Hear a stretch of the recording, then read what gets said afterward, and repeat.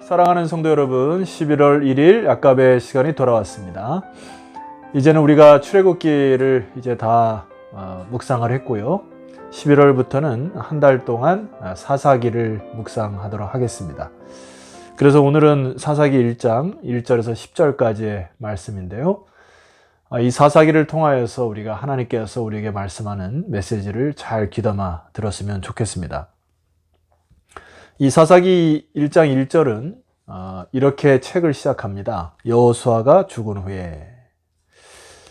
자, 위대한 지도자가 지금 죽은 사건 뒤로 이제 사사기가 펼쳐지게 되는데, 성경에서 이런 변화의 시점에 있어서 지도자가 죽었다라고 하는 표현을 자주 언급합니다. 예를 들어서 모세가 죽은 후에, 혹은 우시아 왕이 죽던 해, 이런 표현으로 많은 판도가 바뀌는 것을 말씀하죠. 도대체 이 여호수아가 죽은 이후에는 어떤 변화와 판도가 달라졌을까? 이전까지는 여호수아를 중심으로 한 5년 동안의 정복 전쟁을 치렀습니다. 여호수아와 함께 동고동락을 한 것이죠. 그런데 지금 그 지도자가 눈앞에서 죽어버린 것입니다. 굉장한 두려움과 좀 당황스러움이 있었을 것이라 생각이 되고요. 그리고 이들에게는 땅 분배가 이미 끝난 상황이 됩니다. 그리고 12지파들이 흩어져서 그들에게는 각기 분배된 땅으로 돌아가서 지방자치주의를 실현하여 지방 분권 체제를 시작한 시대가 바로 이 시대입니다. 도대체 어떤 세상이 펼쳐질까? 아마 우리 입장에서 보면은 굉장히 기대 반도 되고 우려 반일 수도 있겠습니다. 그러나 동시에 이때 당시 아직 땅 분배는 다 받았습니다만은 정복되지 않은 땅이 남아있는 그런 미션이 아직까지도 있는 이러한 시기가 바로 여호수아가 죽은 이후에인 것이죠. 자, 그런데 여호수아가 죽은 이후에 이제는 하나님이 그들에게 땅도 주고 또 그들에게 율법도 이미 주었고 또 민족, 백성도 허락하여서 새로운 나라가 시작될 모든 기반이 조성됨을 알 수가 있습니다. 그러니까 하나님 입장에서 보면은, 지금까지는 우리가 인간의 입장에서 봤습니다만은, 하나님의 입장에서 보면은 굉장히 좀 기대를 했던 시기가 바로 여호수아가 죽은 이후에 가나안 땅을 분배받았을 바로 이 시점에 하나님이 많은 기대를 했었으리라 생각이 됩니다. 여러분, 이 사사기 시대는 사울 왕이 세워질 때까지, 여호수아가 죽은 이후에 사울 왕이 세워질 때까지 한 300년간을 이야기를 하게 되는데, 왜 사사기라고 언급을 했냐면은, 여기에 이제 사사는 성경으로 이해하면은 이제 재판관을 뜻합니다. 영어로 성경에 의하면은 judges라고 이렇게 나와 있는데요. 무언가를 판단하고 결단하는 사람들, 이런 표현인데, 한자로 표현하면은 선비사자의 스승사 를 써서 그 시대의 지도자 중에 하나인데, 뭔가를 판단하고 결단하는 사람들, 리더십을 그렇게 얘기를 하는 것이죠.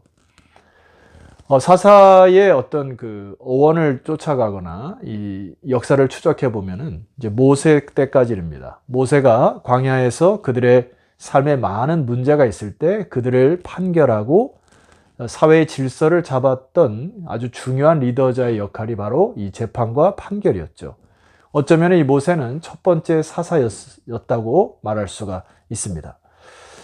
하나님의 나라에 있어서 또 이 사회에 있어서도 이 재판관의 역할이 너무나 중요하죠. 특별히 이때 당시 아직 왕이 있지 않았던 시대이기 때문에 그들의 리더자로서의 사사들의 역할은 하나님의 나라의 하나님의 그 역할, 그 하나님의 대리자로서 인간들의 옳고 그름을 판단하고 죄를 판단하는 그런 역할을 했었다는 사람들이 바로 사사들이었죠. 그래서 이 재판관들을 하나님이 참 중요시 여기신다는 것입니다. 왜냐하면 하나님의 나라에 있어서 가난한 자나 혹은 힘없는 백성들에게 하나님의 정의와 공의를 세워서 그들의 눈물을 닦아주시기 원하고, 억울한 자가 없도록 하나님 만드시기를 원했고, 또 고아와 가부를 돌보도록 하는 역할이 바로 이 재판의 결과였기 때문에 그렇습니다. 자, 바로 이러한 그 시대적 배경과 역사적 배경을 가지고 이제 사사기를 한번 출발해 보도록 하겠습니다. 자, 지도자가 없어진 그 상황에서 이들의 행보가 어땠을까요? 1장 1절 하반절 말씀 보시게 되면은 이스라엘 자손이 여호와께 여쭈어 이르되 우리 가운데 누가 먼저 올라가서 가나안 족속과 싸우리이까? 이들이 하나님 앞에 직접 묻기 시작합니다. 모세가 없고 여호수아가 없는 상황에 있어서도 하나님께 직접 물어서 하나님이 대답하시는 방식으로 지금 그 사회와 어떤 그들의 리더십이 재조정되고 있음을 알 수 있습니다. 2절 말씀 보실까요? 여호와께서 이르시되 유다가 올라갈지니라. 보라 내가 이 땅을 그의 손에 넘겨 주었노라 하시니라. 하나님이 유다를 지명하시고 유다에게 그 약속된 땅을 다시금 재확인시켜 주십니다. 백성들이 물으면 하나님이 대답하시는 방식으로 지금 진행되고 있죠. 자, 3절 말씀에도 보면은 유다가 그의 형제 시몬에게 이르되 내가 제비 뽑아 얻은 땅에 나와 함께 올라가서 가나안 족속과 싸우자. 그리하면 나도 네가 제비 뽑아 얻은 땅에 함께하리라 하니 이에 시몬이 그와 함께 가니라. 유다와 함께 시몬이 올라가서 당연히 그들이 주저하거나 두려움 때문에 못 올라가는 것이 아니라 하나님이 약속하신 그 땅을 믿음으로 연합하여 나아가는 모습들, 이게 하나의 그 선순환의 사이클이 보여지기 시작합니다. 자, 4절 말씀 볼까요? 유다가 올라가며 여호와께서 가나안 족속과 브리스 족속을 그들의 손에 넘겨주시니 그들이 베색에서 10,000명을 죽이고, 자, 방금 얘기했던 사이클이 무엇이죠?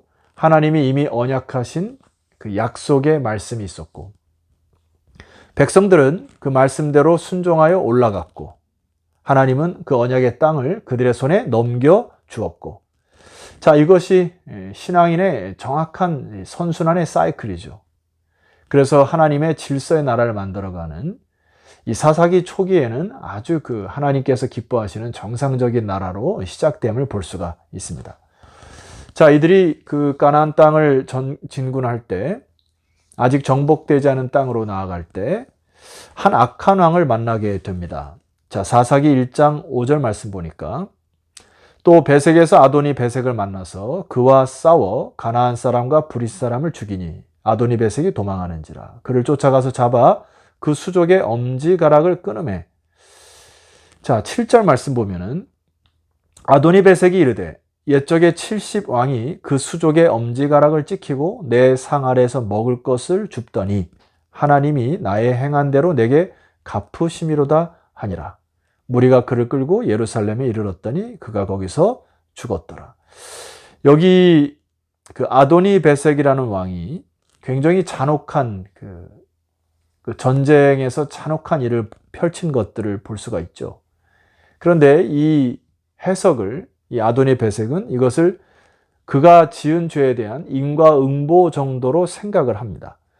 여기서 그 하나님이라고 표현한, 이 아도니 베색이 하나님이라고 표현한 하나님은 성경의 하나님이 아니라 그 땅의 신 개념 정도로 생각을 했어요. 그래서 내가 남에게 악한 일을 했더니 이것이 나에게로 돌아왔구나 하는 탄식을 하고 있습니다. 근데 우리가 여기서 하나 더 볼 수 있을 것은 이 왕이 말입니다. 옛적에 70왕의 수족의 엄지가락을 찍어서 내 상 아래에서 먹을 것을 줍게 하는 이 수치스러운 일을 하고도 뻔뻔하게 인생을 살아왔던 것이죠. 이 왕의 이 잔혹한 행위가 그 땅에 얼마나 이 죄악이 폐괴하고 가득한지를 알 수 있는 대목입니다. 그리고 이 땅에서 이 지었던 이 아도니 베색의 죄도 자기가 스스로 그 죄를 중한 죄를 알고 있었다고 하는 그 사인이 보여집니다. 여러분, 우리가 하나님의 나라에서 가나안 땅을 진군할 때 진멸하라 했을 때 하나님이 무자비하셔서 그 땅을 진멸하라는 것이 아니고 그 땅의 죄가 아구까지 찼다고 이야기를 했죠. 그래서 진멸의 사인이 마치 그 암덩어리를 도려내듯이 그 땅이 너무나 악으로 폐괴했기 때문에 하나님 그 땅을 진멸하라 했던 사인이 바로 이 아도니 베색과 같은 왕들이 그 땅에 남아 있었다는 것입니다. 그러나 하나님의 백성들은 사사기 초반에 아주 제정신을 차리고 영적으로 무장하여 믿음으로 진군하는 장면들을 보여주고 있습니다. 8절 말씀 보실까요? 유다 자손이 예루살렘을 쳐서 점령하여 칼날로 치고 그 성을 불살랐고 그들이 이어서 가나안 족속과 싸우고 헤브론 족속과 거주하는 헤브론 족속을 치어서 승리하게 되죠. 하나님의 명령에 따라 죄가 관영한 그 지역을 진멸하는 말씀에 순종하는 아름다운 모습을 보게 되고 하나님이 왕이 되어 통치하시는 샬롬의 나라를 보게 됩니다. 자, 여러분, 우리는 이제 사사기를 오늘부터 시작해서 거의 300년 동안 이루어진 것들을, 이 사사들을 중심으로 살펴볼 텐데요. 이 사사기는 단순히 사사들의 영웅 스토리가 아닙니다. 아이들이 즐겨보는 그 영웅 히어로, 어떤 그 영웅을 나타내고 두각하는 그런 내용이 아닙니다. 주일날 제가 여러분에게 말씀드렸듯이 이 사사기를 통하여 우리가 가장 집중하여 보아야 될 것은 바로 그러한 시대에 하나님은 어떻게 역사하셨고 하나님은 어떤 분이시고 하나님은 어떻게 우리를 끌어안으시고 어떻게 교훈하시는가. 즉 이 사사기를 통하여 우리는 하나님의 하나님 되심을 발견하고 주일날 말씀드린 것처럼 바른 신학, 하나님의 뜻과 하나님의 사인을 바로 이해할 때 비로소 우리는 바른 신앙을 회복할 수 있는 것이죠. 사사기를 통하여 그런 하나님을 묵상하시기를 소망합니다. 그리고 이 사사기를 시작하기에 앞서서 제가 묵상한 시편 말씀을 읽어드리고 이 하나님의 하나님 되심을 발견하고 이제 사사기를 묵상하도록 하겠습니다. 자, 시편 103편 8절에서 11절을 제가 묵상하고 기도드리겠습니다. 여호와는 자비로우시며 은혜로우시며 노하기를 더디하시며 인자하심이 풍부하시도다. 항상 경책지 아니하시며 노를 영원히 품지 아니하시리로다. 우리의 죄를 따라 처치하지 아니하시며 우리의 죄악을 따라 갚지 아니하셨으니 이는 하늘이 땅에서 높음같이 그를 경외하는 자에게 그 인자하심이 크심이로다. 자, 사랑하는 성도 여러분, 하나님의 하나님 되심을 이제 앞으로 기대하면서 우리가 바른 신학을 회복하는 축복의 시간들이 되기를 소망합니다. 기도 드리시겠습니다. 하나님 아버지, 여호수아가 죽은 이후에 새로운 판도와 또 새로운 세대가 열려서 이제 사사기의 시대가 시작되었습니다. 이 사사기를 공부하는 가운데 하나님을 바로 알게 하시고 하나님의 뜻을 분별케 하셔서 이 방송을 듣는 모든 주의 백성들이 바른 신앙을 회복하는 축복의 시간들, 나날들이 되게 하옵소서. 예수 그리스도 이름으로 기도드렸사옵나이다. 아멘. 자, 성도 여러분, 내일 아침은 사사기 1장 11절 이하로 찾아뵙도록 하겠습니다. 내일 뵙겠습니다.